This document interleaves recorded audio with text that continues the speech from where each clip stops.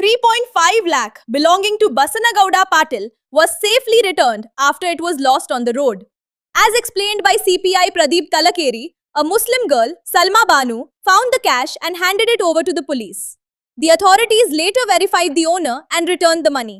Police praised her honesty, calling it an inspiring act.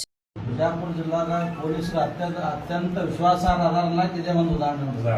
ನಿಮ್ಮ ಮ್ಯಾಗ ವಿಶ್ವಾಸ ಇಟ್ಟು ಹೋಗ್ತಾನೆ ನಿಮಗೆ ಮುಟ್ಟಿಸಿದ್ರು, ನೀವು ಅಷ್ಟೇ ಪ್ರಾಮಾಣಿಕವಾಗಿ ಅವ್ರಿಗೆ ಮುಟ್ಟಿಸಿ ಮತ್ತೆ ಸನ್ಮಾನ ಮಾಡಿದ್ರು. ಪಾಟೀಲ್ ಹೋಗ್ಬೇಕಾದ್ರೆ ರೋಡ್ ಅಲ್ಲಿ ಕ್ಯಾಶ್ ಬಿದ್ಬಿಟ್ಟು ಹತ್ತ 3.5 ಲಕ್ಷ ಅದು ಏನ್ 3 ಲಕ್ಷ ದುಡ್ಡು ಬಿದ್ದಲ್ಲ.